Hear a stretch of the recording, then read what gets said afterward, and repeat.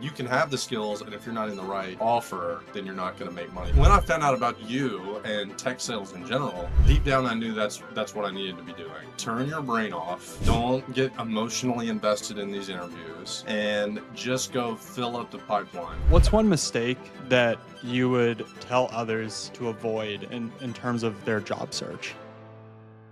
Yo, if you are stuck in a career that you know is not a long term fit for you, I want you to meet Grant. Grant was making around 45K a year on average as a high ticket closer. If you've been in a commission only role, you know it's high highs and low lows. There's no stability. So he wanted to get into tech sales, but he had no experience. So he hit me up, and in just 40 days, I was able to help him land an 85K fully remote SDR role. And now he's going to get that stability and that high earning potential in tech sales. So stick around. He'll kind of break down some things that actually helped him through the process, and hopefully they'll help you too. What was your career and kind of your life situation before you decided to pursue tech sales? Yeah, so I graduated from Ole Miss in 21. I Okay. was a financial advisor for about 3 years. The first 2 years, it was sales. It was cold calling, onboarding new clients, things like that. After about 2 years, I had built a book of business, and it was no longer sales, it was client service. Mm, So I sold my practice. I really didn't enjoy that. It was when the markets were going down, so every meeting was just talking about why we were losing money, and it was just really negative. So I sold my practice, went into high ticket, and I was working a high ticket offer when one of your clients, Jesus, referred me to ASI, mhm. and yeah, it was a decent job. It wasn't paying as much as the industry average, and there were a lot of things I didn't love, but it did the trick for a couple of months until I landed Seesaw. Amazing. Amazing. Okay. And what was it about high ticket that you felt like wasn't a good long term fit? Because I know there's guys that, they bleed high ticket. They're like, high ticket is the only way. But obviously, I've worked with probably over 20 guys from high ticket to get them into tech sales. So like, where does the disconnect come in for Um, people high ticket? I feel like high ticket, there are a lot of promises and not as many results. If I had to venture a guess, maybe only 10% of people, salesmen in high ticket, actually make a good living. And that's Mm, because the potential is high. I mean, they say you can make 10 to 20 grand a month, but it's not even about necessarily your skills. You can have the skills, and if you're not in the right offer, then you're not going to make money. So it's almost luck of the draw. Uh, got you. the reason I wanted to transition to tech sales is it seemed more career driven. It seemed more official. And with high ticket, you come in, you've got 2 months to prove yourself, and if you don't, you're out. Maybe even 1 month on one of Mm, the offers that I worked on. Where here, I feel like I've got a 6 month, maybe a year long, maybe like a 3 to 6 month runway to where I mm. can learn the lay of the land. I'm not expected to start taking calls my first day, right? Yeah. Uh, Yeah. Yeah, that makes sense. One of the things I think people who are getting into tech sales fail to realize just because they don't know is that that company is investing a lot of money just to hire you. right. If you think about all the onboarding, the legal, all the benefits, if you think about the man hours to onboard you, they're spending over 100 grand to hire you. And so that's where it's a bit different, I think. In a 1099, it's like you're just another number on a roster. In tech sales, they're making a conscious decision to invest a lot of money into you and to see that investment through and see the ROI on it. That's true. That's true. And the thing with high ticket is you can be successful. I was successful for 3 or 4 months. I made 10, 15 grand a month. And then it just ended. And then I was 2 months without any income whatsoever. Yeah. Where I don't think I feel like you've got some board of directors or something where, they're ensuring that this company is run the right way. And I'm happy to be a part of that. And Cool. Cool. Well, when it came to kind of getting into Seesaw and getting into kind of a nice tech sales role where you see like long term career growth, what specific challenges or rejections did you face along the interview process, the application process? Like, what were some of the challenges and rejections? Yeah, so I interviewed with a few different companies. One, I got to like the third round, and it was where they were either going to offer me, a job or they weren't, right? So I was waiting around on that, and the reason they didn't go with me was because they had just like gotten rid of their SDR team. They worked with them for like a year or two, and they were Mm. kind of starting over a bit. So they wanted to bring someone on that had tech sales experience and also healthcare experience, which I did not have. Everything went great. They even said that they were going to be reaching out, you know, 2 months later to potentially expand the SDR team and that I would be a good candidate. But that was the biggest thing I saw. Uh, I believed I had the experience, just not specifically tech sales and healthcare experience. Yeah. Yeah. Got you. Okay. And before we started working together, had you tried to get into other tech sales roles or had you just been waiting? No, I didn't. I didn't realize what was out there until I started talking to Jesus, and he was Mm. telling me some of the hurdles that he was having to jump over to get into, and that's why he started working with you. And I was like, first of all, I just want to compliment you on, I'm a numbers guy. The return on investment, man, Sword is going to pay for itself within 2 months of me getting an offer. So I knew the return on investment would be there, and it was kind of a no brainer to just, rather than me spend 3 to 6 months trying to land a really good role, let me just Mhm. work with Jack, and I'll get a good role in a month or two, and it'll pay for itself. Yeah, fair enough. I mean, I am very self-reliant in my flesh, which is not good. And so I'm always the guy who's like, I'll figure it out on my own. But I'll say, like, launching this business, I've invested over 60 grand at this point in coaching. Wow. And that I would never be that guy that does that because I'm like, I'll figure it out. I've got YouTube and AI and all that. But man, I would be up a creek without a paddle right now if I didn't have the mentorship. So but I also understand there's some like bad raps around coaching and mentorship out there too. So I don't blame people for the skepticism. Yeah, the thing is what you were promising, I realized was attainable. And for me, it was just about the time. Like, yeah, I could probably go do it on my own. It might take me 6 months, or even then, I might get discouraged and just settle for the tech sales job that I had that wasn't paying very much. So, looking back, best investment I've made in myself so far, for sure. Mm. Can you share a specific tactic that you feel like actually helped you secure your job offer?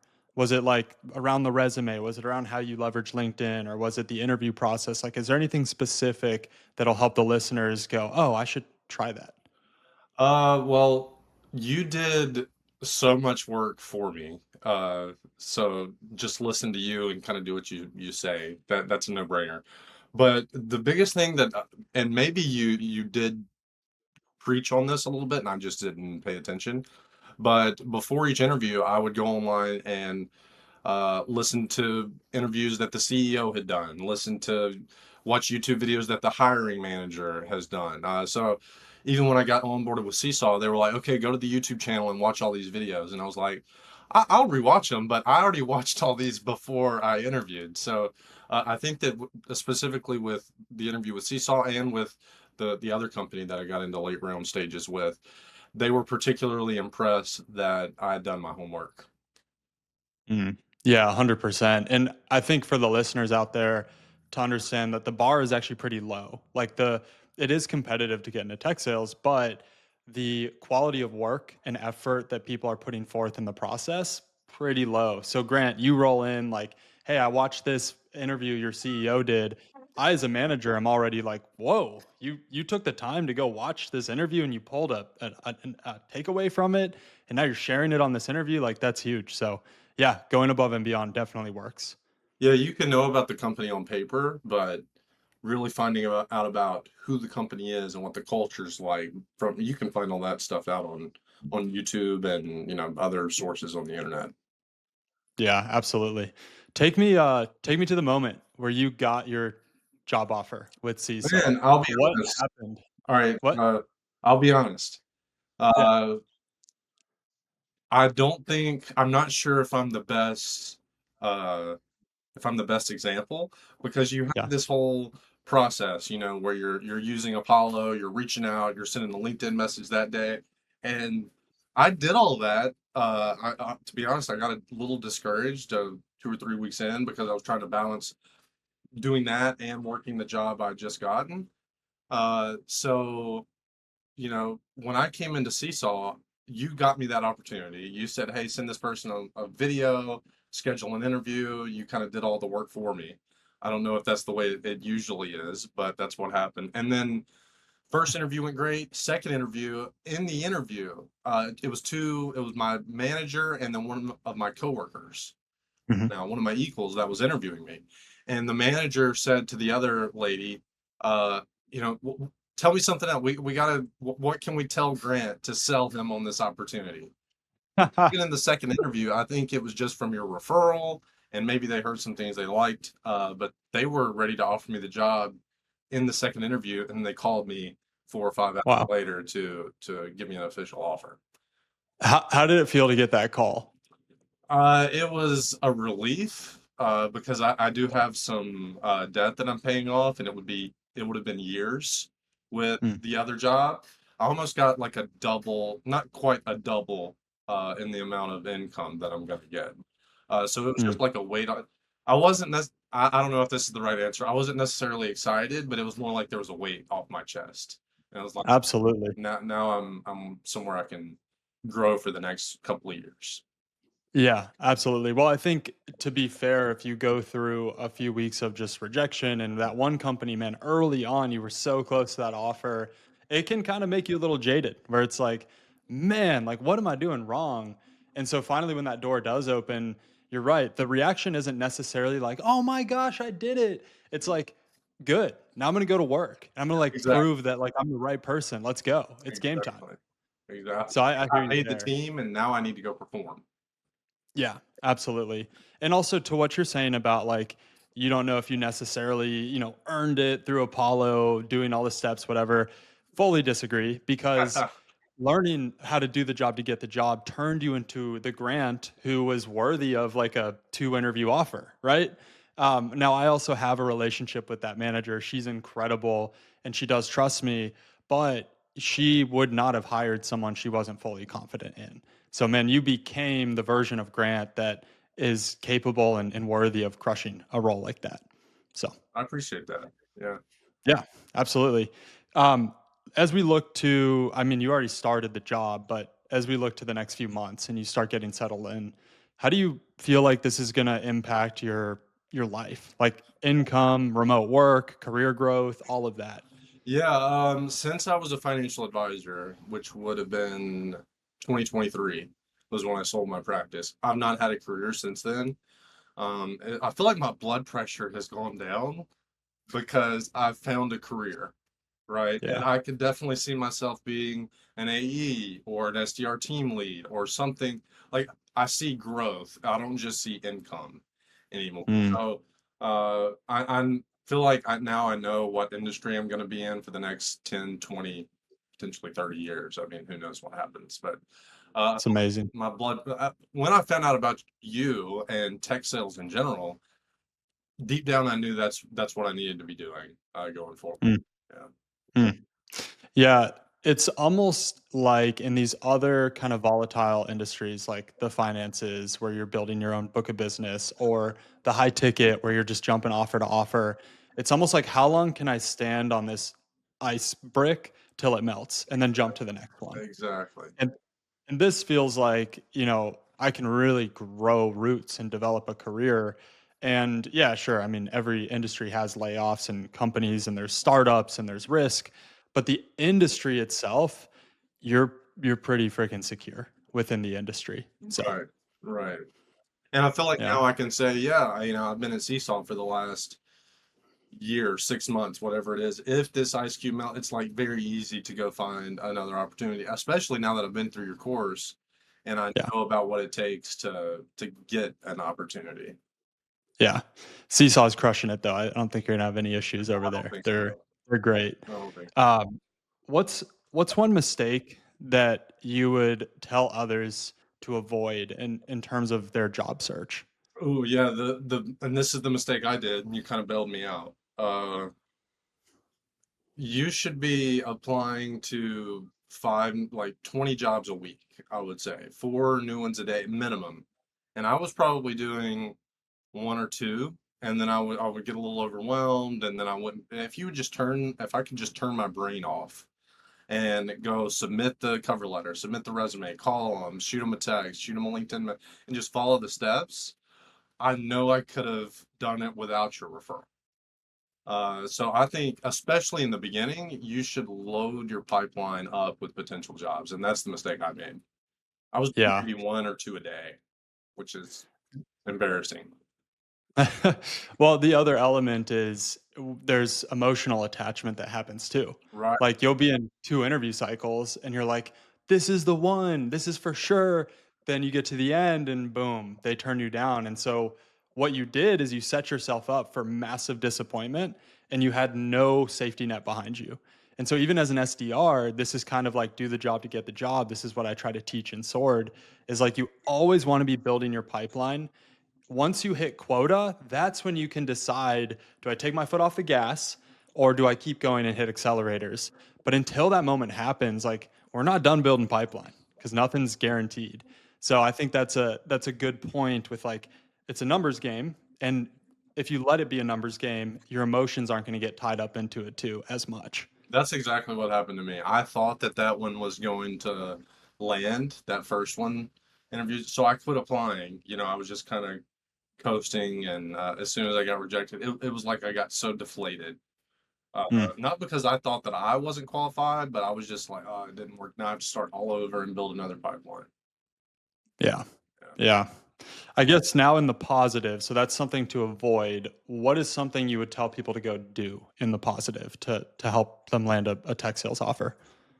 Yeah, to go to just the opposite of what I just said. Turn your brain off. Don't get emotionally invested in these interviews, and just go fill up the pipeline. Follow the steps in Apollo. And Mm, realistically, to apply for 4 jobs a day may take an hour, maybe 2 at the longest. And mm. go call the people. Go. For me, I already had a lot of experience making cold calls, so I didn't need a ton of practice. But if you don't, go watch the videos 2 or 3 times. Go practice making some outbound. The more you make calls out to these hiring managers, the better that you're going to get. So just Yeah. every day, hammer the nail, turn your brain off, don't think about it too much, and eventually the process should work. And just to add context for those who aren't in Sword, a lot of what he's referring to, like the videos that we have of teaching you how to do the job to get the job, Right, the right. Apollo sequences, like all of that. So this is a good point for What's those the who are listening. what's the Yeah. cold call course that you had us go through? Poke the bear, Yeah, yeah. Josh So Braun. go do. I did it once, and now I'm kind of referencing some of those videos. But if you don't have any experience, go through that thing 2 or 3 times and really Yeah. focus, practice what he teaches, and yeah, then when you're reaching out to these hiring managers, they'll sense that they'll know that you've had some practice, that you've got some experience. Yeah, if you're currently trying to get into tech sales and you are not doing the job to get the job, all you're doing is easy apply and maybe DMing a manager on LinkedIn one time, you are going to be on this job search for like 6+ months. What Grant's talking about though in Sword is we have a whole process built out for you of teaching you how to do the job to get the job, which is why Grant, for example, lands an 85K role in 40 days. It's because we know what we're doing here. And it's not only about like getting the job, but it's about developing the skill set needed to keep the job and to crush the job. So that'd be a question I have for you, Grant. Like, do you feel like the skills, the strategies from Sword are going to translate into Seesaw? And if so, how is that going to look? They already have. So yesterday I was sitting down not with the hiring manager, but with maybe one person under her. And this is the person I'm gonna report to every day, if you will. I was supposed to have a mock call today, and we're still gonna have that. But with her, I was just like, yeah, let's practice the script real quick. And she was, not to pat my own back, but maybe it's to pat yours, because I got this from developing in Sword. but she was just blown away. And she even messaged the direct manager while we were on the call and was like, yeah, he's ready to start. He could do outbound today if we wanted. Uh, so, uh, yeah, now I only need to learn some product knowledge before I'm ready. But in terms of the skills on making an outbound call, she was Yeah. impressed yesterday, and that kind of validated some of the feelings I already had. Yeah, 100%. I love hearing that. And just for the listeners out there, at Sword, we work with you till you get an offer you're happy with. We have a 99% success rate. So I know what I'm doing. Our team knows what we're doing here. But what Grant is referencing too is like you get to keep all the resources we give you and you stay in the community. You actually have direct access to me. So, Grant, like in 3 months, if you're like, dude, struggling this month, I need help, you have direct access to me still. And so it's, again, not just about can we get you into a nice job? All right, peace. It's can we get you into a good job? And then can we make sure you keep that job so that you actually are getting what you signed up for? And so, kind of on that note, Grant, for someone who's considering joining Sword, what would you tell them about how it's helped you get your tech sales offer? Yeah, so for me, I'm a numbers guy. It's just return on investment, right? So if you think about it, uh, the cost that it takes to get into Sword, if you get a job in 90 days, and that's long, that's a long time. If you're in Sword for 90 days and you still don't have a job, there's definitely some things that should have been fixed along the way. So if you get a job in 90 days, Sword's going to pay for itself within 4, maybe 5 months. Imagine you get a 100% return on investment within 5 to 6 months on the public stock market, right? So in that sense, it's a no-brainer. But you can't just, it's not like buying a stock and then you can just wait for the price to go up. You do have to buy the stock and then you have to go work, you have to go develop, you have to stay in touch with you to make sure that you get that return on investment. But looking Yeah. back, again, one of the best decisions I've made so far thus in my career to Mm. myself. What do you tell that person who's been listening to these episodes for a couple weeks? They've been doing it on their own. They've got that self mindset of I can do it. They're just not there yet. Like they're on the fence. What do you tell that person? Yeah, so if they're on the fence because of financial reasons, they're kind of worried they don't want to come in and hear a price that they can't afford. Man, I was in debt. I was in negative cash when I found you, and you set me up on a payment plan. So there's really no excuse there. If you don't want to invest in yourself because you don't believe in yourself, that's why you need to invest in yourself. That's if you don't have the belief, you should join Sword so that you can develop the self confidence.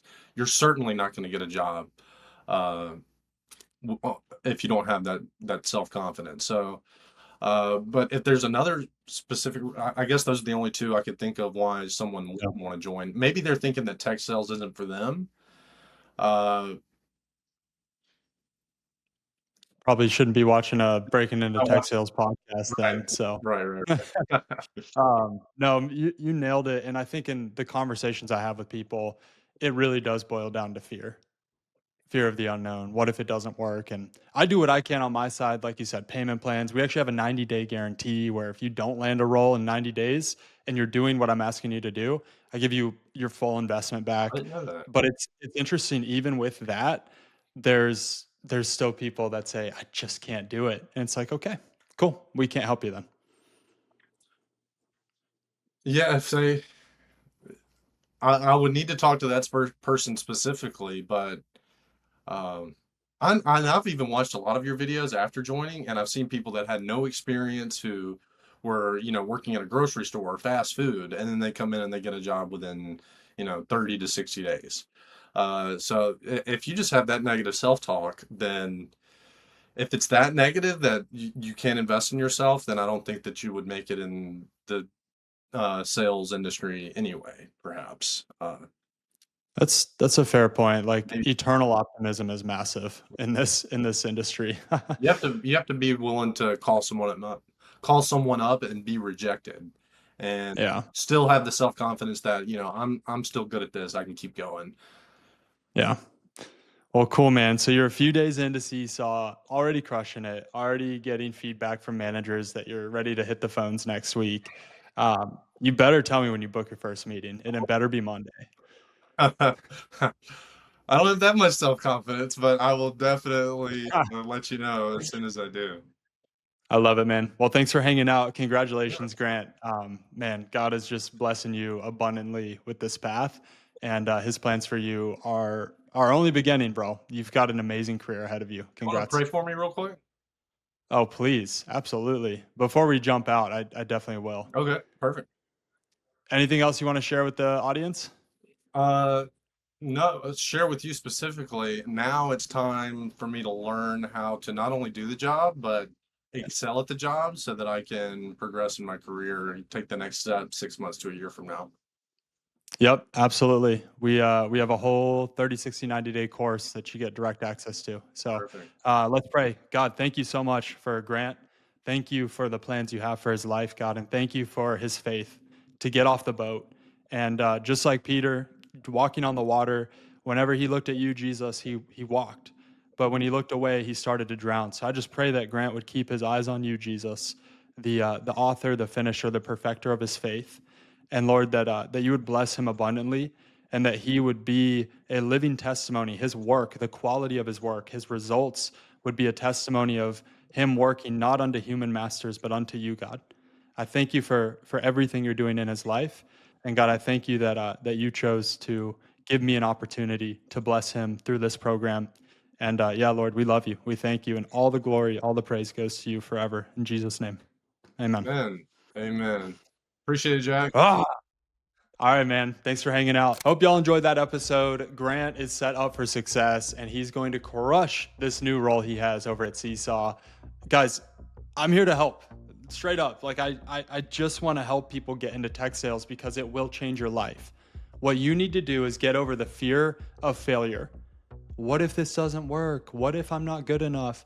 And you need to get over yourself and your pride and your ego thinking that you can do this on your own when you've already tried for 1, 2, 3 months. How much longer are you going to wait? What we do here at Sword is we teach you how to do the job to get the job. I work with you one-on-one the entire way through. We have a 99% success rate, and our program average across over 200 people from all different backgrounds, no degree, no former experience, is 38 days to get them a job. The average pay we're getting for people is $85K. Over 90% of the roles I've gotten for people have been remote. So if you need help breaking into tech sales, I want to make this super easy for you.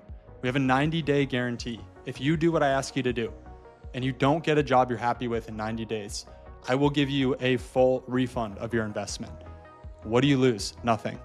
And if you join Sword, you're not only going to learn how to do the job to get the job, you're going to get a job on average in 38 days, and it's going to be a good job because I'm going to coach you through even the offers and picking the right company and all of that.